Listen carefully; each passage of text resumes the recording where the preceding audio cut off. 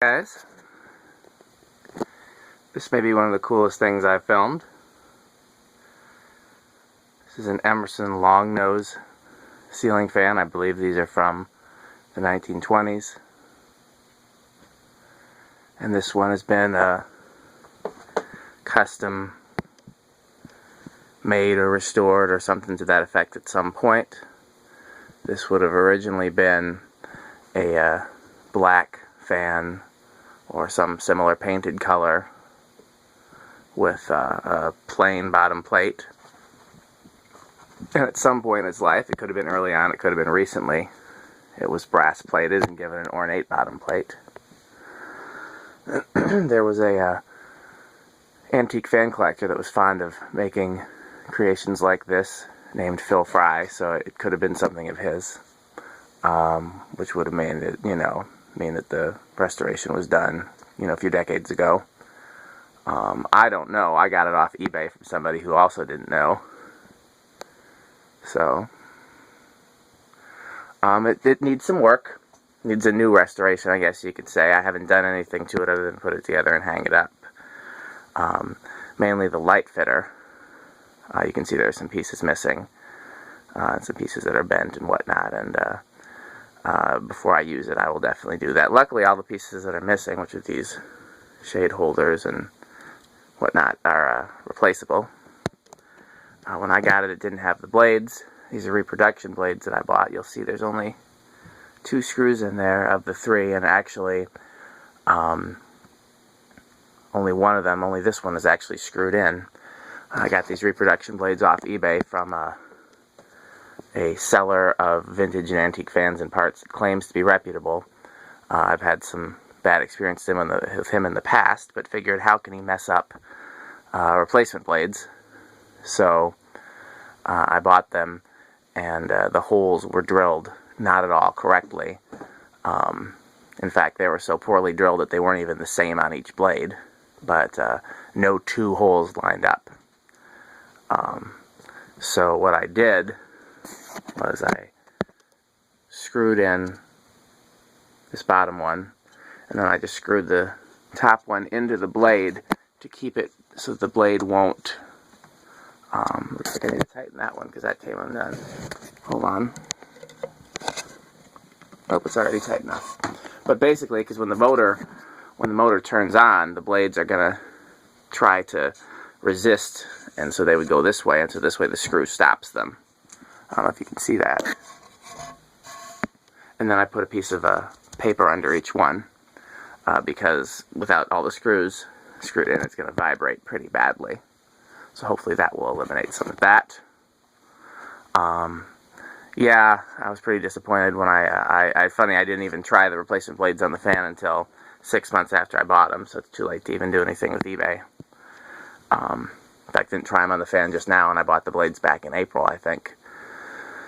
And I don't like saying anything bad about anyone, but just be careful if you're buying vintage fans and vintage fan parts out of anybody in Tampa. Be very cautious. So, got it here together. And I just have power applied directly to the 2 screw terminals on top of the motor there. I don't know if you can see it. After we're done with the video, I'll turn the light on, and we can look on top of it if anybody's interested in seeing. But what just happened there? I think my camera just zoomed in all of a sudden without me even doing anything. But you can kind of see how it... These lead wires up here are for the light kit. We'll get to that later. So I got it just power applied directly right here. And we got our light bulb right there, our dual light bulb, 300 watts worth, wired in series. So let's plug it up and see how we do.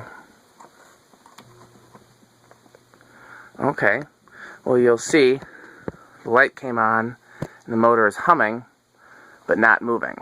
Depending on how bright the light is, I would think that means that something is wrong with the motor, but the light's actually pretty dim. This is a lot dimmer. Let's see if I can easily compare it to you.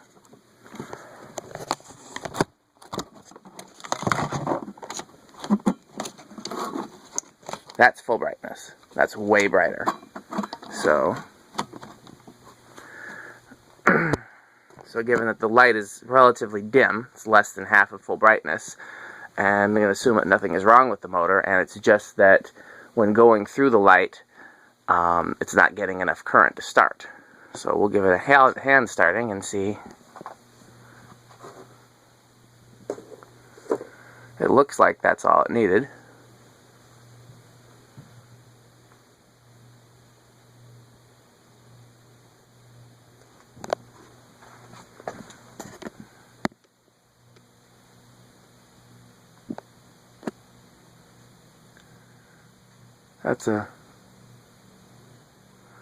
Now, if you know me, you know I'd hope for a slower low speed than that, and since it couldn't start on its own at that speed, I doubt we're going to get that, but we'll get there later in the video. I've got some speed controls we can try. But it is going smoothly and relatively quietly.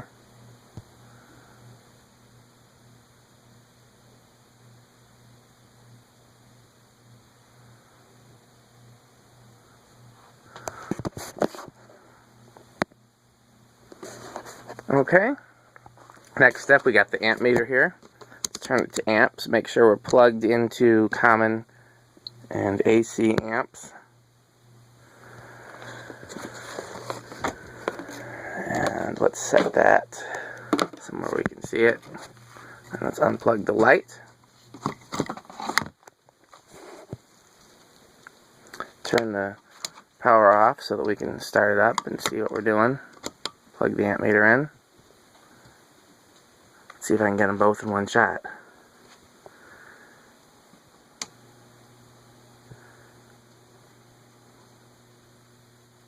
Interesting that we're still not starting on its own.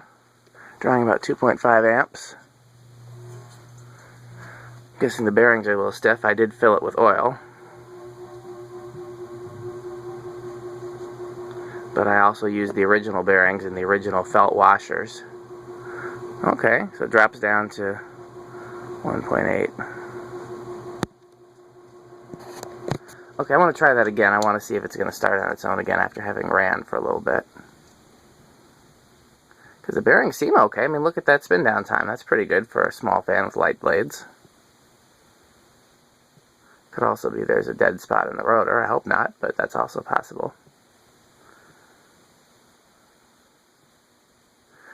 Again, it hasn't been ran before, at least in my ownership, so it could just be that it's stiff. Interesting. Does seem a little stiff. Let's unscrew the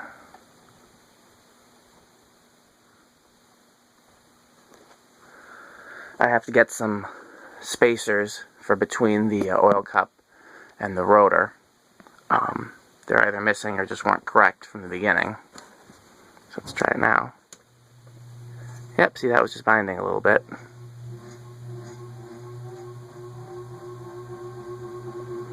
You can see now the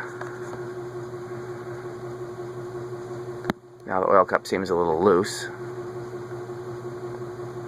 Okay, I'm feeling some air movement. Okay, we're going to try something else. We're still right around 1.8. Here's what I'm going to do. I'm going to tighten this back.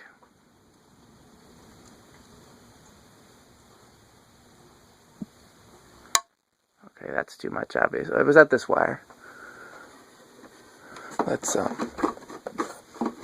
make sure that wire is out of the way. Tighten this back a little bit. Okay, we're going to power it on. And you see it's locking up there. So now I'm just going to unscrew it until it spins freely. And then just because we're just doing a testing video, I'll give it another half a turn or so. Again, I actually need to put some spacers in there. Maybe it had them and they got lost when it was shipped to me, or maybe when I packed it away for storage I lost them. I'm not sure, but whatever the case may be, we don't have them now. So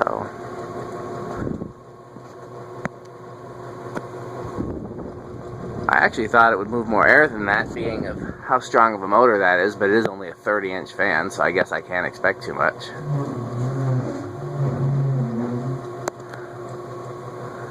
noise you just heard was somebody moving a chair upstairs. It wasn't from the fan.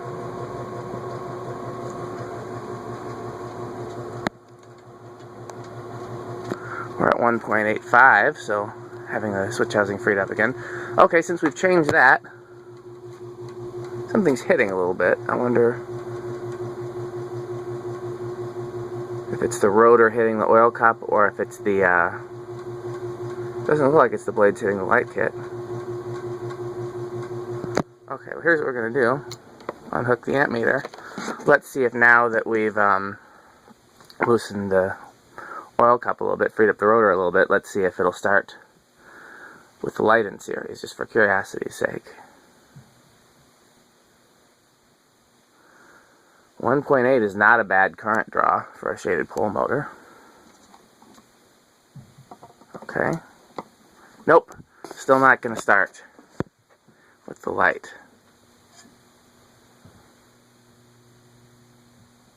Okay, you know what? Let's do the same thing. Start over.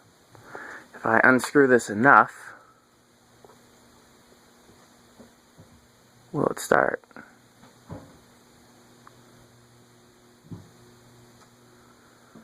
Nope, doesn't appear that the two are connected.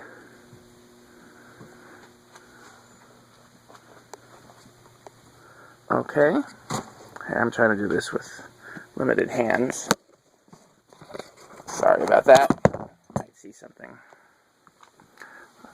not useful. Okay, well let's do the same thing we did before. Let's try some controls. Now I'm not optimistic about any of the capacitor-based controls because if it won't start with the light, I doubt it'll start with any value capacitor. Here we got, but I don't think we're going to be able to get that slow of a low speed with the with the variable speed control either. But for the sake of interest, let's test it. Let's see. So I've got the control set to low. Where's the plug from the control? This is very hard to do with a limited number of hands. Got the ammeter, so let's plug the ammeter in and see. Let's get the ammeter leads out of the way. Wow, everything draws 0.24 amps on that lowest setting. Fan, of course, is not moving. Medium low. 0.5. Fan, of course, not moving. Medium high. 0.8. So nothing with that control. I'm going to set this down. I don't know what you can see. Hopefully it's something good. I'm trying to set it down so you can see what I'm working on, but I don't know if that's going to be.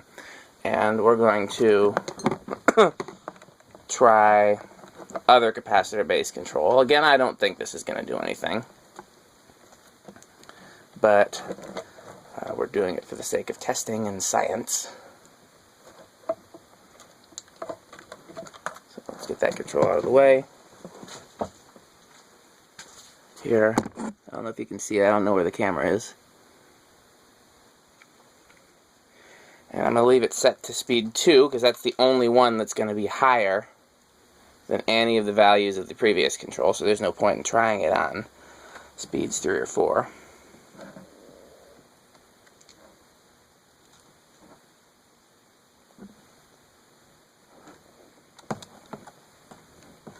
Again, you could make your own capacitor-based control with capacitor values that would work for a motor like this, but those capacitors might be very big, so it'd probably take more than a single gang box. Okay. Control set to 2.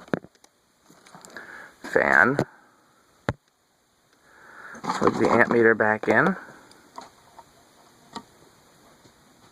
Oh, and I gotta turn power on. I hear it humming, but it's not moving. Just out of curiosity's sake, let's...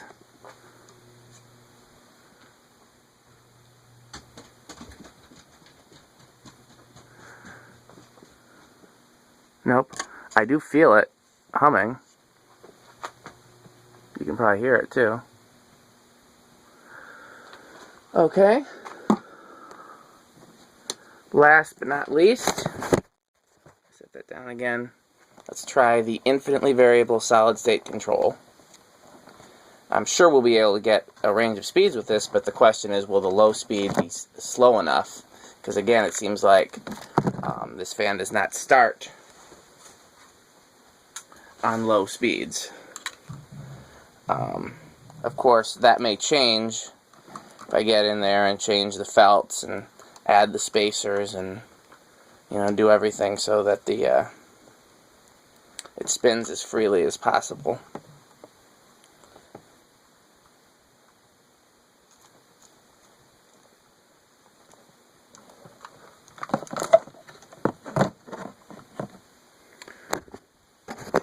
There, once again, it's not,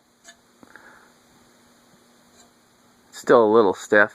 Once you get it started, it spins well, but it starts out slow. Another thing I wonder if the oil in there is too thick. I could always thin it out with some WD-40. So here we go. Solid state control set to low.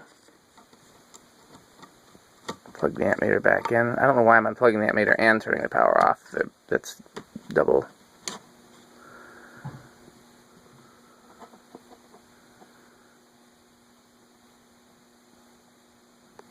I don't know if you can see the amps are gradually climbing as I increase the control.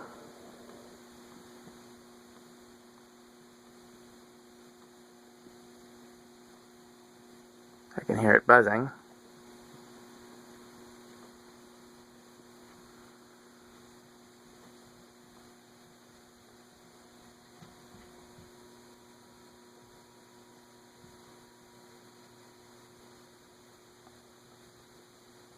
Well, I've gone all the way up to high, and it's still not starting, so is the...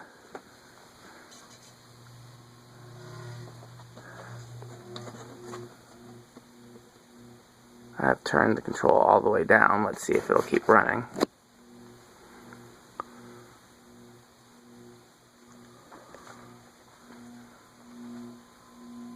Maybe this is still too tight.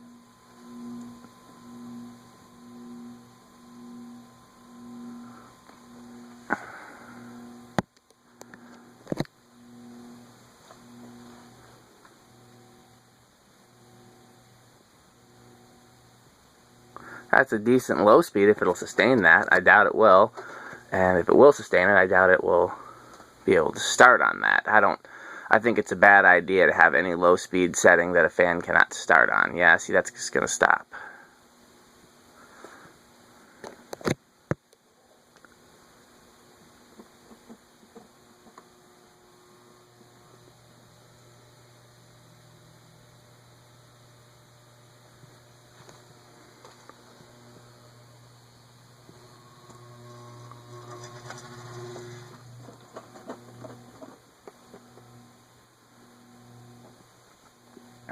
It really does seem like this would perform a lot better if I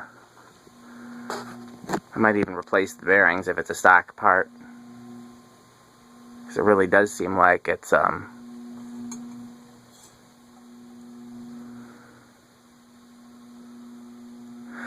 wonder if that felt washer that's in there is just getting caught. Depending on, because, okay, I knocked that blade out of clock. Let's fix that.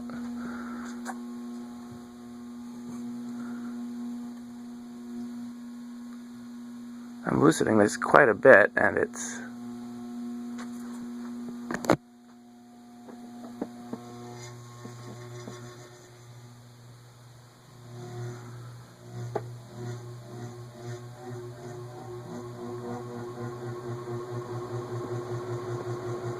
I'm going to drop the variable speed control again.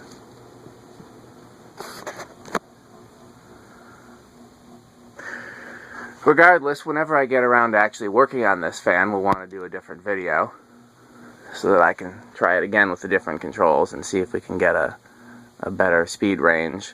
Again, it seems like right now that there's something that's binding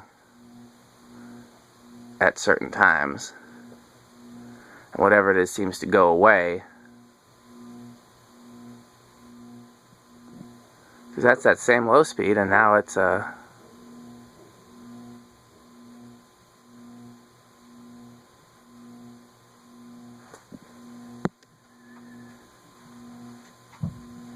Now seems like it's going.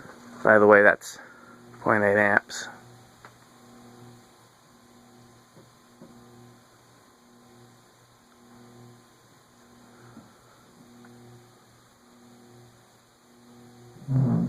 Okay, well that's working for now. Just out of curiosity, I doubt it's going to start at that speed, but let's cut the power.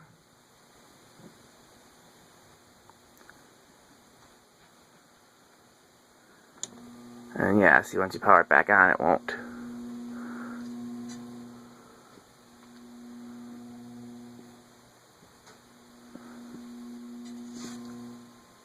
Okay. But once you get it up to speed,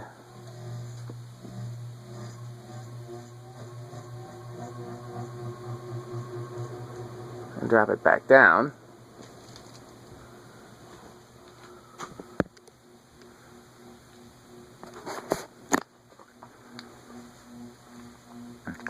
again, there'd be no point in me taking it apart and working on that right now, because in order to store it, I got to take the oil cup / nose cone / switch housing back off, which returns us to square one anyways. But it is, like I said, I know when I am ready to install the fan somewhere, that's something I got to do. I got to go in there and, like I said, I might, if the bearings are a common part, I'll replace them. If not, just clean them really good, and definitely replace that felt washer that's in there, because I suspect part of the problem is that's getting caught.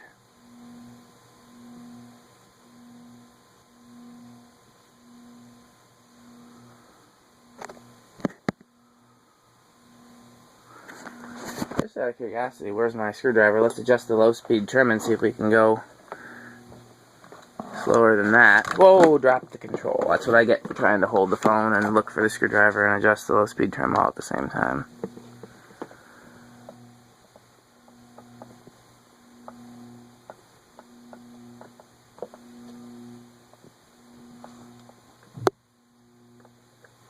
It appears the control is already set to this lowest low speed trim.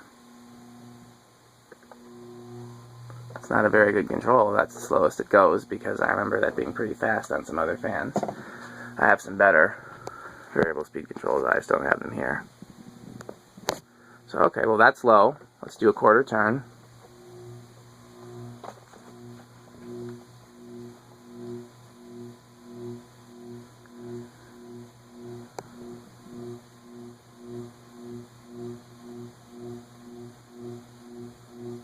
Let's do another quarter turn.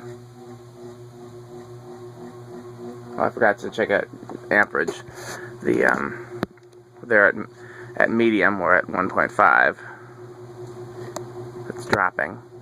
Let's bring it back down the previous quarter turn to medium low. We're at. Interesting that it's increasing as it. And then the low speed that we had was 7.8. So let's go back up to that.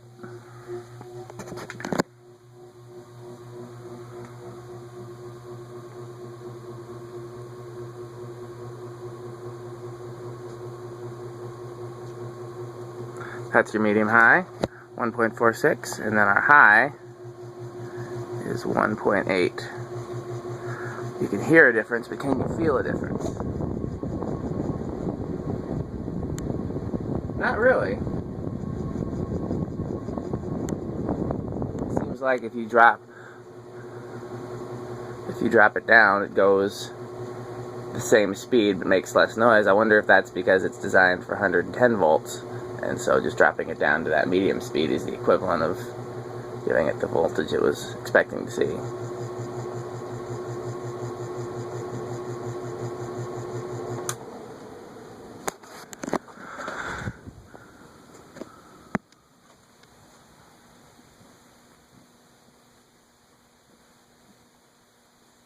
Again, once it gets going, the bearings don't bind up at all. It's just starting.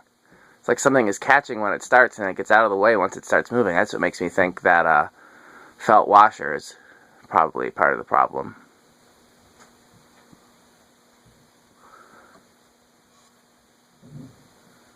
Maybe if I let it run for a while too, that would help.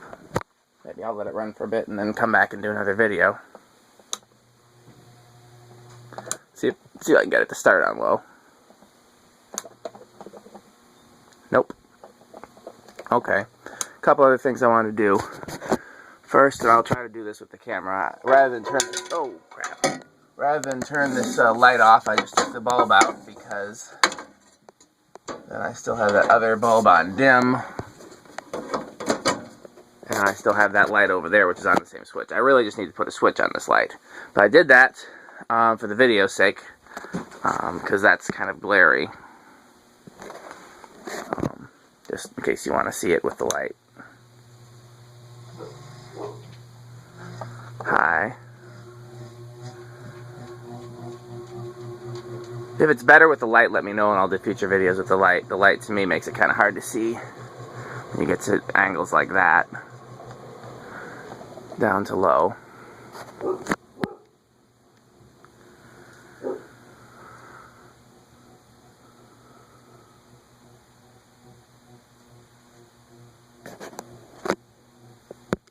Low. Turn off.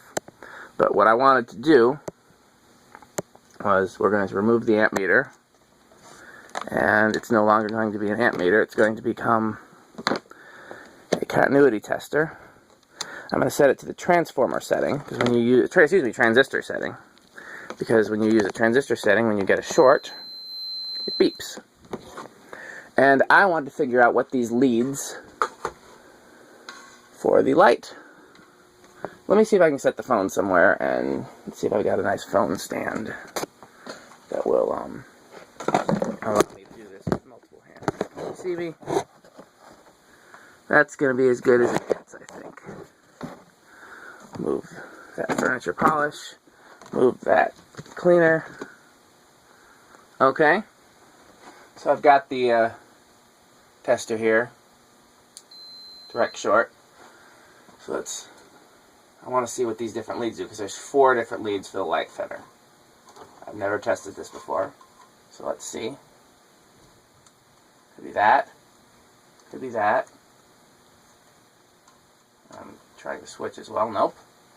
Let's try this one. Inside ring. And the tip, or whatever you call the thing in the center. Nope. This one's got a packing peanut in it. And the ring, and then the tip.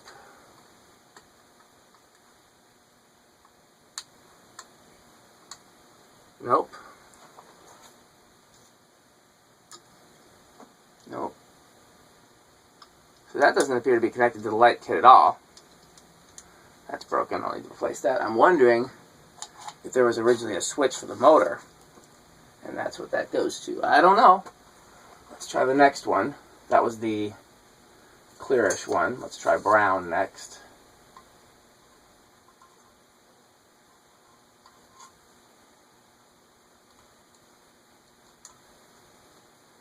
Nope. Nope. Where's the switch? Nope.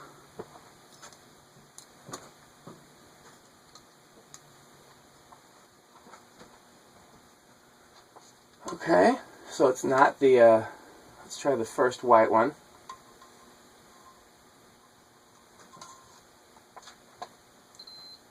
First white one is the ring. That, and that, and that, and that. So my guess would be that the second white one is going to be for the tip. I'm going with audio terms here, tip, ring, sleeve. I don't know what the... Yep. Ow. You didn't see that. Okay, so these 2 are for the light fitter. These 2 are for something else, possibly a switch that used to be here. I don't see any evidence of a switch. Maybe unless this is a switch. No. I don't know, but here, let's bring you over here and you can take a look.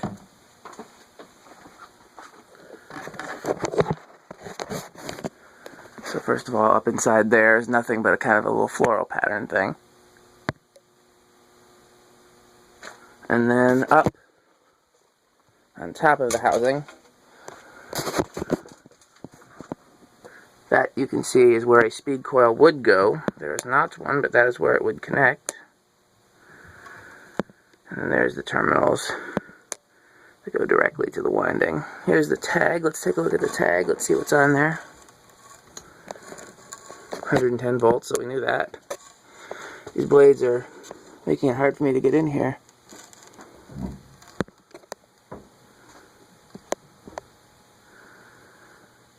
Hopefully you can read it, because I can't. Type 85661, cycle 60. Number N46792. I do not know what this other thing is. It's something 325.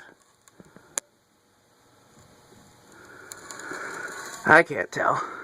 But anyhow, that's this. I am going to turn it back to, I guess I'll leave it on medium high for a bit, and see if I can break it in a little bit. You know, see if I can get it so that it runs a little smoother after it's been running for a while. Sorry about that.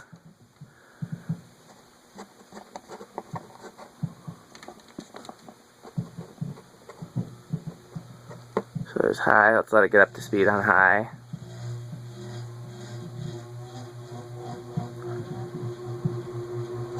I'm going to drop it to medium high just because, again, that might be the voltage that it's... I mean, it's not... They're not a variac. We're not literally varying voltage, but it might be the equivalent. Capacitor is actually a better thing to do that with.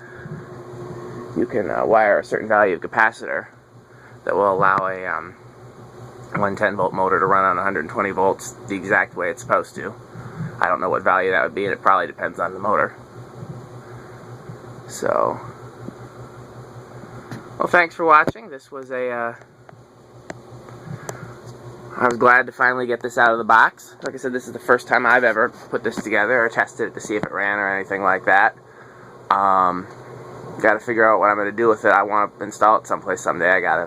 Obviously it needs a lot of work. The finish could be cleaned up some. The light kit, that's a pretty easy fix, but it's still time consuming. Drill new holes in the blades, I guess, and fill the old ones, I guess, is really the only solution for that. So it'll be a time-consuming project, not a difficult one, but time-consuming. Question is what I want to do with the finish, because that brass plating is, you know, it looks nice, but it's not. It's coming off in places, and you know, do I want to get it replated? Do I want to just leave it like it is and clean it up? Do I want to paint it? So we'll see. As of right now, it's just going to go back in the box because I don't have a place to put it, sadly. But at least we got to see it in a video. Thanks for watching.